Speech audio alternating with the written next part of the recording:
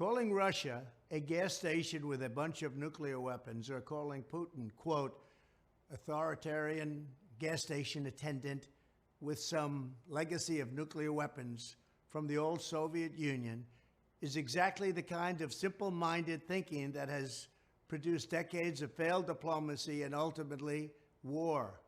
And where is that war going? Those such as Mitt Romney and Ron DeSantis, very much alike, who insist on arrogantly treating Russia as deeply inferior to the other nations of the world, with no history or culture or pride, are not only ignorant and foolish, but their attitude makes it impossible to negotiate peace. Absolutely impossible. Under my administration, we were tough on Russia, tougher than any administration before, but we also demonstrated respect for Russia and the Russian people. We demonstrated understanding for Russian history and the fact that Russia lost over 20 million lives in World War II. They were fighting with us. This kind of neocon rhetoric mocking Russia's nuclear weapons, along with implying that Putin must be tried and presumably executed as a war criminal, only increases the chance of deadly nuclear escalation.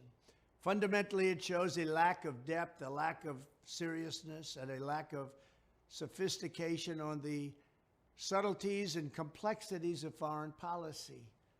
You can't do certain things and end up with peace. This is not the time for an on-the-job training as we face the possibility of nuclear war. And our leaders, if you call them that, got us there. This is where we are. The word nuclear was never even mentioned during the Trump administration. Now it's being mentioned every hour of every day. We need a statesman and a peacemaker in the White House, not someone who recites mindless and recycled talking points to win the approval of the failed foreign policy establishment that didn't know what they were doing.